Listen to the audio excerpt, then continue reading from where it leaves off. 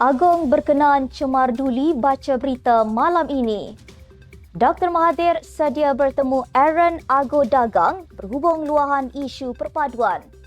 Mahkamah Tinggi Kuala Lumpur tolak permohonan muda berkait siasatan Hakim Nazlan.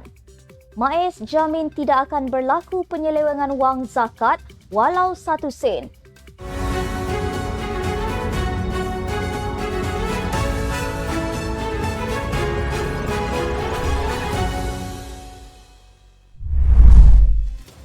Bismillahirrahmanirrahim. Assalamualaikum warahmatullahi wabarakatuh. Salam Malaysia Madani. Bersama saya Asma Ismail dalam Nextstep News edisi petang 17 Januari 2024 bersamaan 5 Rejab 1445 Hijrah. Sebelum itu jangan lupa untuk subscribe YouTube Nextstep TV dan follow Facebook Nextstep Malaysia.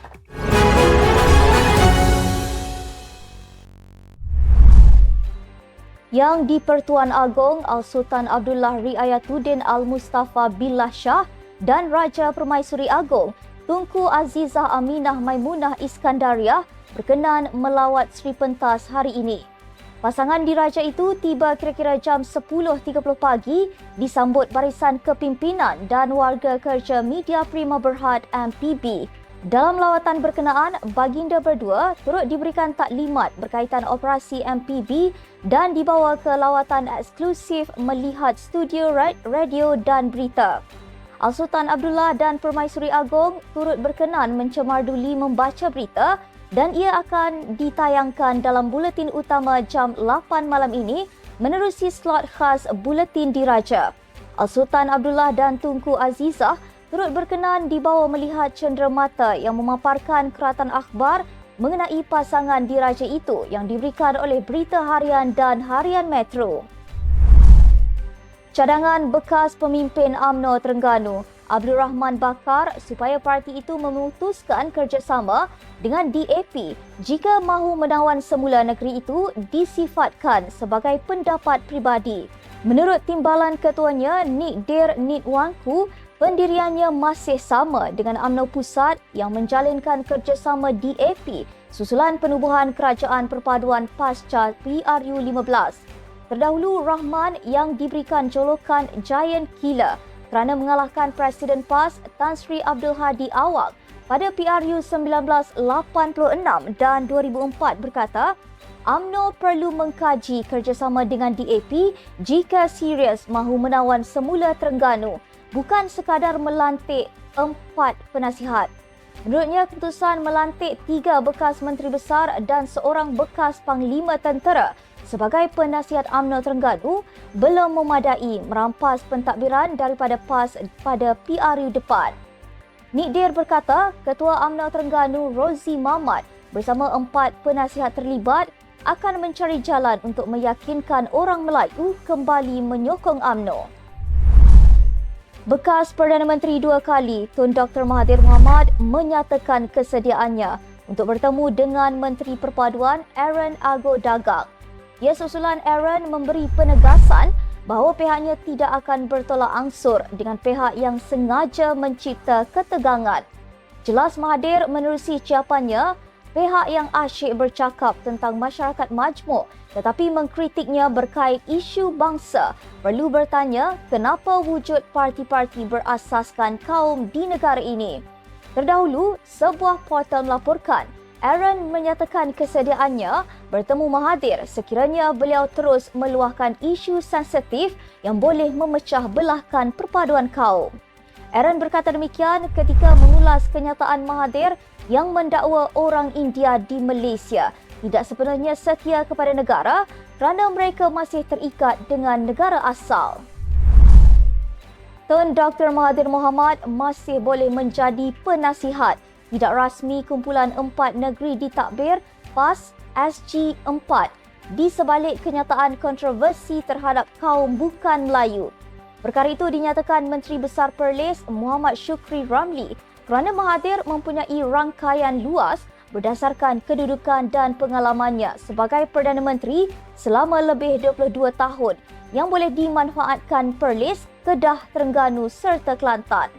Syukri yang juga Pesuruhjaya PAS Perlis bagaimanapun enggan mengulas kenyataan Mahathir bahawa masyarakat India tidak setia kepada Malaysia kerana masih terikat dengan negara asal.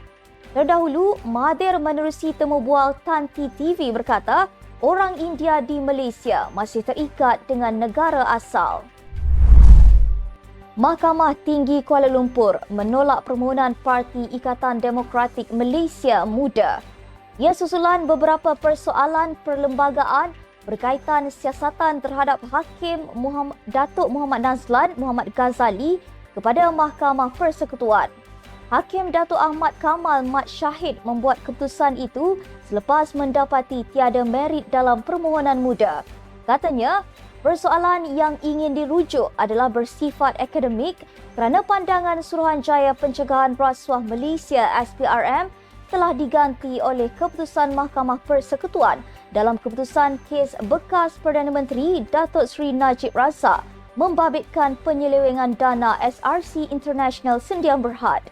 Ahmad Kamal juga berkata, kuasa untuk mentafsirkan peruntukan perlembagaan bukan secara eksklusif terletak di bawah bidang kuasa Mahkamah Persekutuan. Pada April 2023, Muda memfailkan permohonan untuk merujuk isu perlembagaan itu bagi menentukan sama ada SPRM mempunyai kuasa untuk menyiasat seorang hakim mahkamah atasan yang masih berkhidmat kerana melanggar Kod Etika Hakim 2009 dan mendengar kes meskipun mempunyai konflik kepentingan. Bekas Ketua Menteri Pulau Pinang Lim Guan Eng berjaya mendapatkan salinan pernyataan daripada Zarul Ahmad Muhammad Zulkifli yang direkod SPRM dalam usaha untuk mencabar kredibiliti saksi utama pendakwaan itu dalam kes rasuah terowong dasar laut Pulau Pinang bernilai 6.3 bilion ringgit.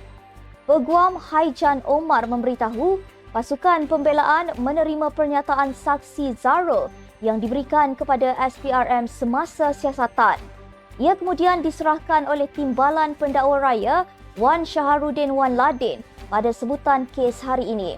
Hakim Azra Alwi kemudian menetapkan 2 hari bermula 26 Februari untuk mendengar perbicaraan pendakwaan Lim terhadap pengarah konsortium Zenith Construction Sdn Bhd itu.